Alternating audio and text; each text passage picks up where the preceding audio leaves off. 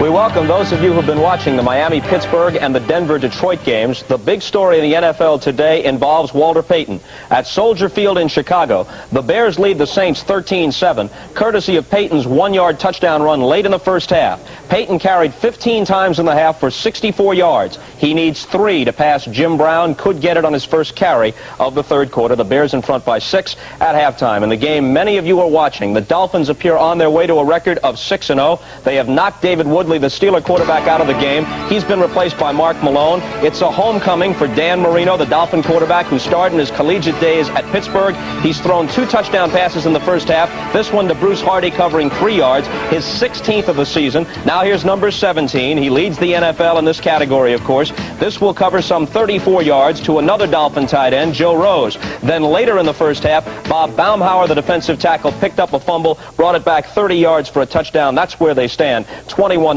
in favor of Miami. At halftime at the Silverdome in Pontiac, the Broncos lead the Lions 21-7. Dan Reeves' team already led it 7-0 when this play occurred. Billy Sims carrying for the Lions. You see he has trouble finding the handle. Then it's knocked loose by this hit from cornerback Louis Wright, right into the hands of defensive lineman Rulon Jones. He rumbles into the end zone, and it's 14-0 in favor of the Broncos. The Lions cut their deficit in half on this bootleg run by Gary Danielson. He'll fake the handoff, take it left, spin away from a tackler, and it was 14-7. But later, John Elway threw 42 yards to Steve Watson for a Bronco TD. That makes it 21-7 at the half. Halftime in Dallas, Raphael Septien just connected from 37 yards out in the closing seconds, brings the Cowboys to within a point of the Cardinals, who lead it by a score of 14-13. Big test for St. Louis, a good team that plays in a division which includes the Redskins and Cowboys. They were 0-4 against those two clubs a year ago. Bill? Right. Well, Jets in Kansas City, a couple of 3-2 teams. This figured to be a day when the quarterbacks would have to throw under pressure. If you remember last week, the Chiefs sacked Paul McDonald 11 times, but so far the Jets have protected Pat Ryan. Joe Walton's made several changes on defense. He looked on as Kansas City took the lead on 3 Nick Lowry field goals, one of which was set up by this 25-yard run by Theotis Brown. Brown over 70 yards in the first half. In the second quarter, the Jets were driving, but Pat Ryan was intercepted going for the bomb by number 31, Kevin Ross. The Jets scored just before halftime after a Theotis Brown fumble. Tony Page went over from the 1. The Jets have been outplayed, but they lead it 10-9 at the half. New England and Cleveland, when these teams met a year ago, the Browns shut out the Patriots 30-0, and so far the Browns defense has kept the Patriots out of the end zone. 3 Matt Barr field goals, the story in Cleveland, 9-3. Washington and Indianapolis, the Redskins have won 3 straight. They're clicking on all phases on offense. John Riggins has gained 86 yards. Joe Theismann has thrown 3 touchdown passes to Art Monk of 10, 47, and 16 yards. Theismann over 200 yards in the first half. Minnesota and Tampa Bay, a Central Division battle. Vikings didn't score a touchdown last week. They have 3 today, but they're all tied up as James Wilder has scored on an 11-yard run in the second quarter. It's 21-21 at Tampa Stadium. Philadelphia and Buffalo. The Bills have struggled. They've lost 7 straight, going back to 2 games last year, and they're losing today 17-10 at Rich Stadium. Bob? All right, Bill, thanks very much. Bill McAtee mentioned the 86 yards gained by John Riggins today at the Hoosier Dome for the Redskins.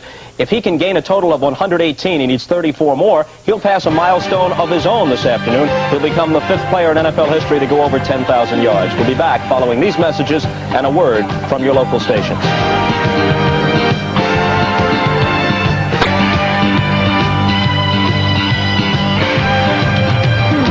Continuing now at halftime, it's a doubleheader day on NBC. That means there's a lot more action upcoming. So here's a preview.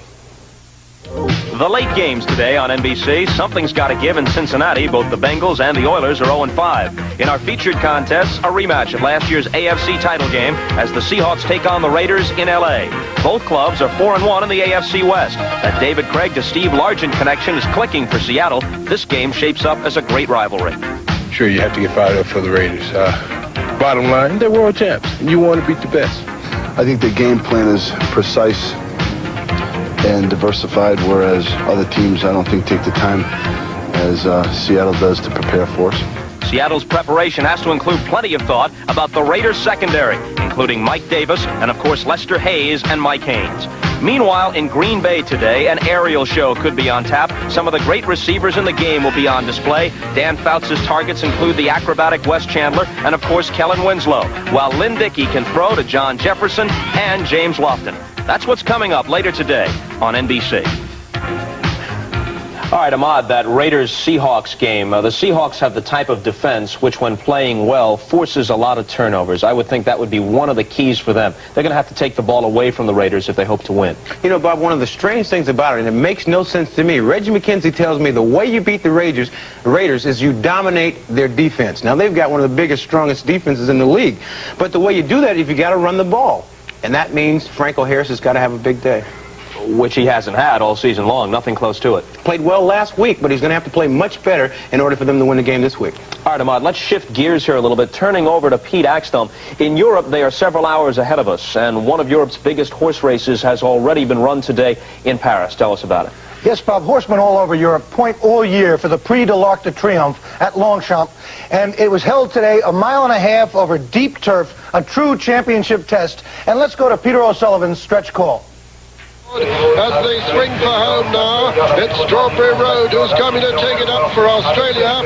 Strawberry Road is in the lead, being pressed by Sagas and Yves Saint Martin. Then on the far side, Esprit du Nord, unleashing a run towards the stand side is Sun Princess, being chased by Time Chana.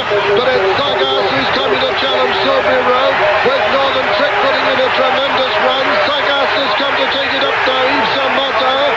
It's Sagas in the lead from Northern Trick second, Strawberry Road third. As they race into the closing stages, Sagas and Yves Saint Martin being pressed by Cash Asmussen on Northern Trick, but as they come to the line, Sagas has won the Arc de Triomphe. Second is Northern Trick. It's a photo for third, with Femi just getting up to be third. You know, it's interesting. This race has belonged to fillies for the last 5 years. Last year, it belonged to the Horse of the World all along. Well, today, a colt won it, Sagas. But All Along stable isn't too happy. She ran third, and Sagas is her stablemate. We hope we'll see one or both of them at the Breeders' Cup November 10th, Bob. Axe, you, of course, had a $2 ticket on Sagas today, right? It was a 40-franc Jumeli ticket, actually. That's what they call it over there. All right, Axe, thanks very much. Stay with us now as NFL 84 halftime activities will continue following these messages.